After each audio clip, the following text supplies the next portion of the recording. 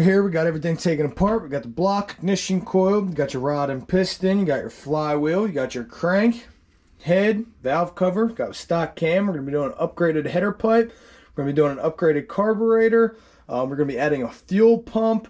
So quite a bit of upgrades. Nothing too crazy. The last crank did get damaged from the last owner, and also the rod broke. So that's why I got this motor for free.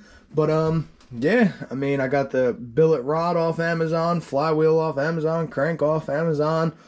Got the carburetor, header pipe, pretty much everything. Fuel pump, got everything off Amazon. Crankshaft, you're going to want the threaded end to go in through the block here. You're going to want to slide that in there.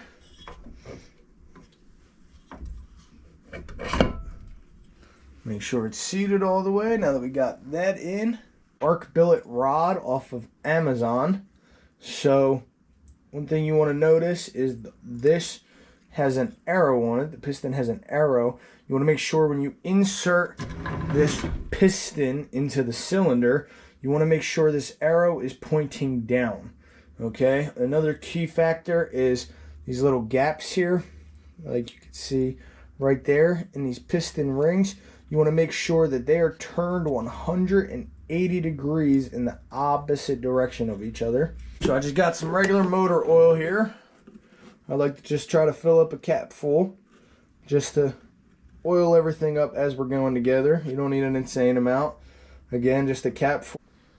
I do have a compression ring to compress the piston rings to have it slide into this cylinder, but I know not everybody has piston rings, so I'm trying to show you guys how to do this with the minimal amount of tools as possible. So you're going to want to take this oil here, just give your finger a few dips, make sure you oil the inside of this cylinder wall pretty well. You want to make sure, and same thing with this piston. So we're just going to take a few dabs of oil and make sure we oil around the top of this piston, actually all around this piston really. You want to make sure that it just slides in nice and smooth. Connect the rod, you want that dipstick to be down so it sucks the oil in and oils the bearings there. Along with when you insert this piston, you want to make sure that arrow is pointing downwards. So we're just going to very gently insert this here. Should slide in pretty easy. Shouldn't have a problem sliding that in. And you just want to try to use your fingers and try to compress the very first piston ring.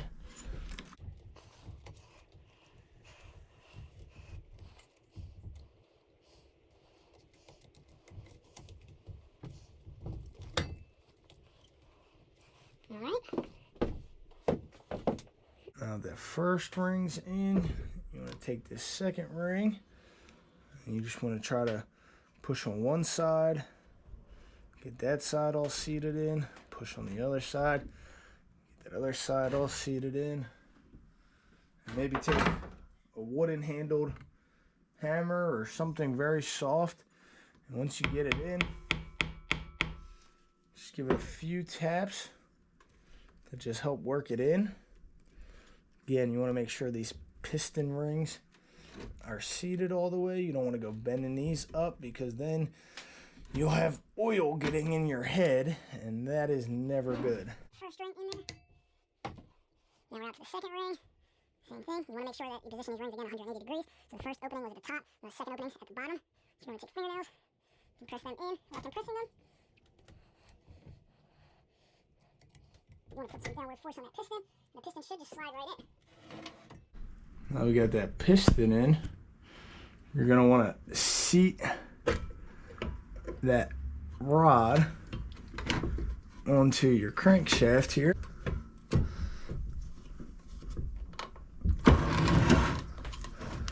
I like to compress that piston all the way down. Again, you want this dipper down towards the bottom of the motor here. So this crankshaft, a little bit of a turn. It's easier to install it down here at the bottom. When I install these bolts, I always just give them a little bit of a dip in oil, nothing crazy. Just lube them up a tiny bit, just to help ensure that there's no rust or anything that could hinder the bolt from going in.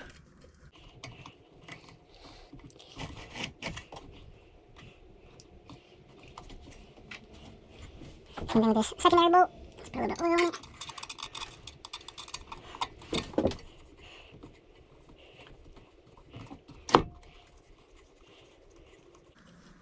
I just like to snug them up by hand first.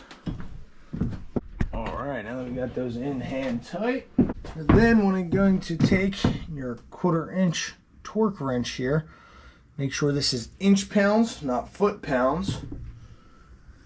You're going to want to take your 12-point 1/4 inch socket, and the way you want to do this is you want to start at 20 foot pounds, only 20 foot pounds to start, and you want to alternate bolts per 20 pounds.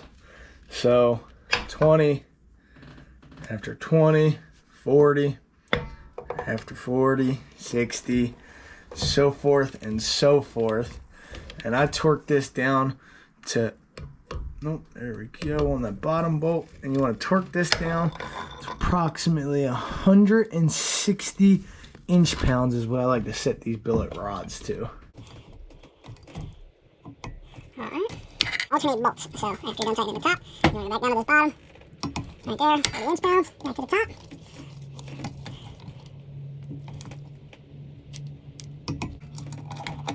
It's just a safe way to ensure that this rod is grabbing the crank in an even manner. There's 60.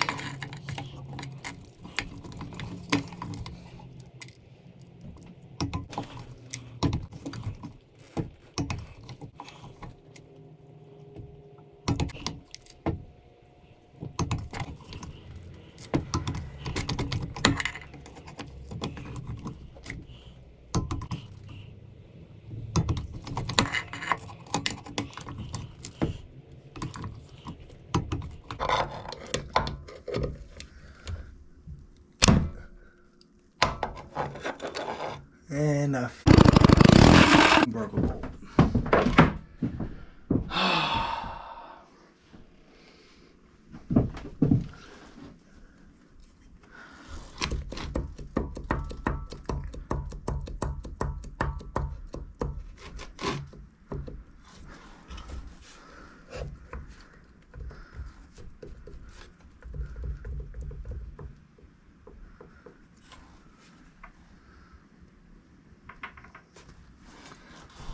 Well,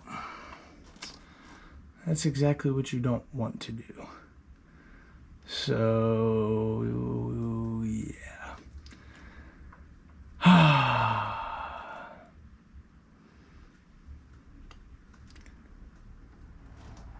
I guess we're just gonna, build it, and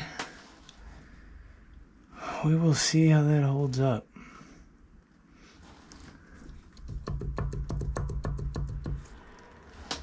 Yep, we're just gonna see how that holds up. I am a dumbass.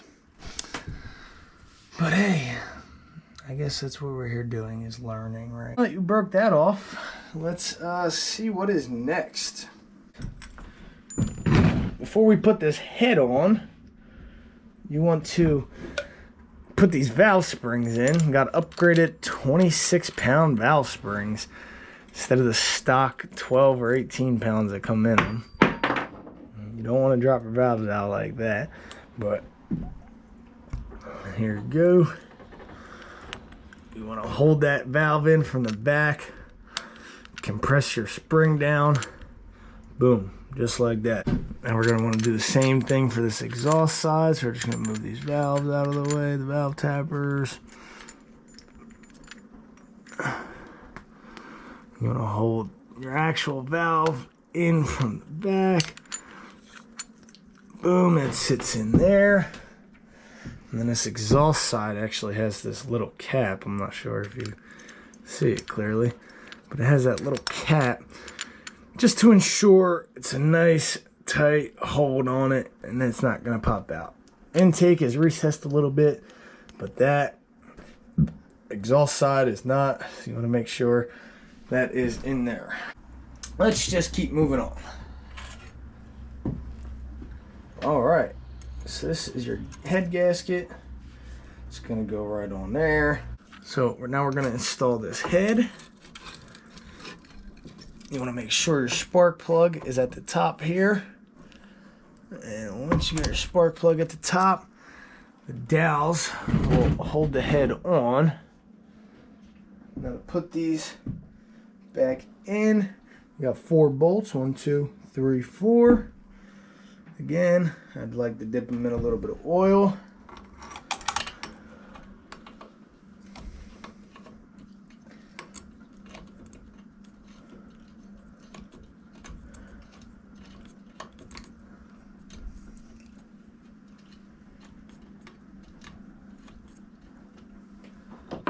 And I got a 1/2 inch to just screwdriver, just to kind of help me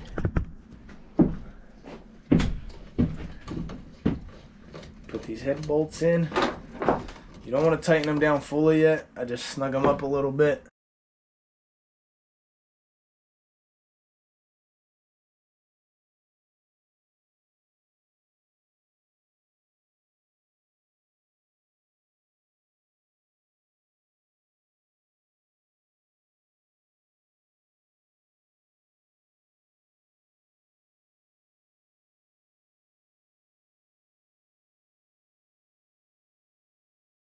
I'm just going to go ahead and use this 1/4 inch ratchet, and I'm going to now tighten them down again in an alternating pattern, just like we put them in.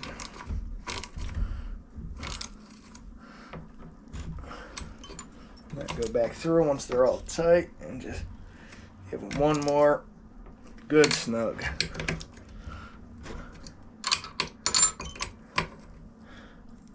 And you want to take these valve tappers.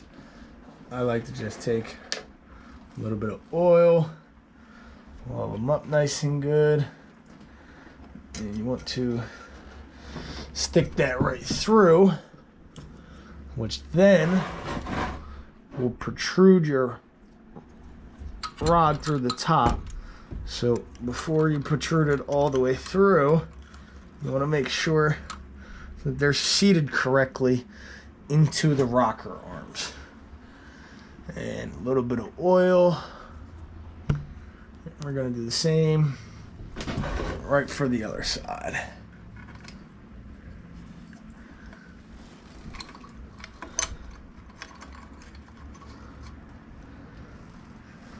All right. So now we got that valve in. We're going to take our cam and we're going to put our cam in here. There's going to be these little dots right here on your crankshaft. You might not see it because of the shadow. Then there's also going to be a dot right here on your cam. And you want to line those dots up. And those dots is what keeps your motor in timing. So again, if those dots are not lined up, your motor is not going to fire right. And you're going to be having a fuck ton of issues. So, oh, I thought you were Vincent. Yep, so you want to make sure those 2 dots are lined up, make sure the motor stays in timing.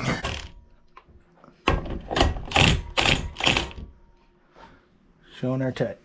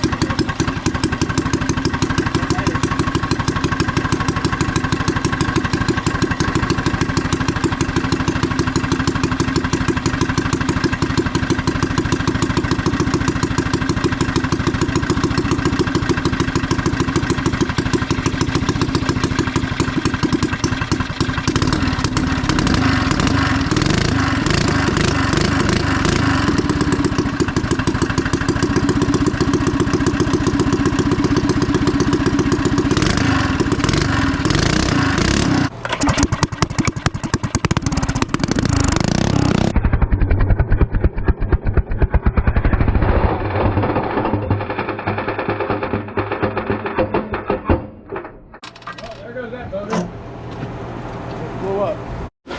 Well, I guess that's what happens when Where'd you say it was? a rod bolt breaks.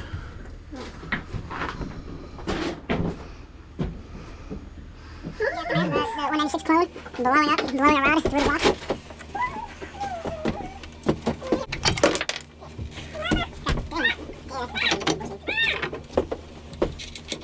Alright, well, there's the other piece of the bolt that was holding on. Here's the bushing that was in the rod. Alright, so in the next video we're going to JB weld this block shut. Oh no, let's maybe drill a plate into it. We're going to use the same crank because I'm not taking that flywheel off again. And then we're just going to put a different rod in here. Alright folks, we're here with just a little quick update on this 196 that blew the rod. We just patched up the hole. It's JB weld. I used this high heat temperature stuff. This is just the first coat, and then I'm going to go back with this marine weld. It's good for aluminum, it states. So yeah, we got that drying off now. We're going to sand down the inside, just give a light sanding on this outside. It seems to be pretty strong right now, but we're just going to take another few hours, let this cure. I'm finger painting on both the outside of the block, and if you can see there on the inside of the block also. So we're gonna let this dry for a few hours, and then we're going to sand it down, and we're going to put it back together. Stay tuned. Woohoo! Got that in there, spin that crank around, boom.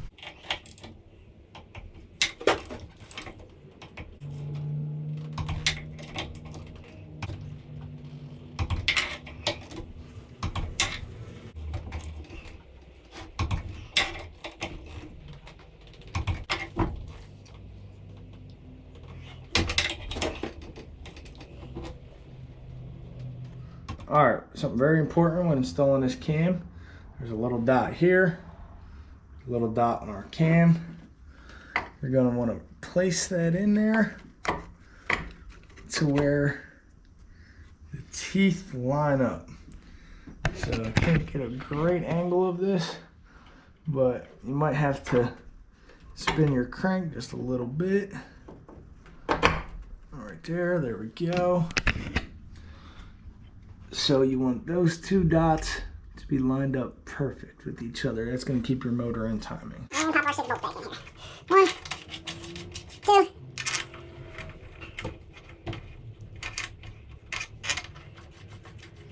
2.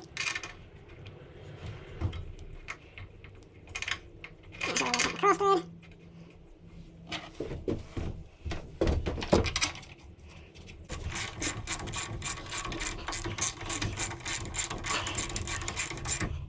Alright, once they're all snug down, you give these a good tighten, and I always go direct opposite. So get to the top corner, I'm going to come down here, hit that. Then we'll come up to this top here, hit that top, come back down, hit that bottom, boom.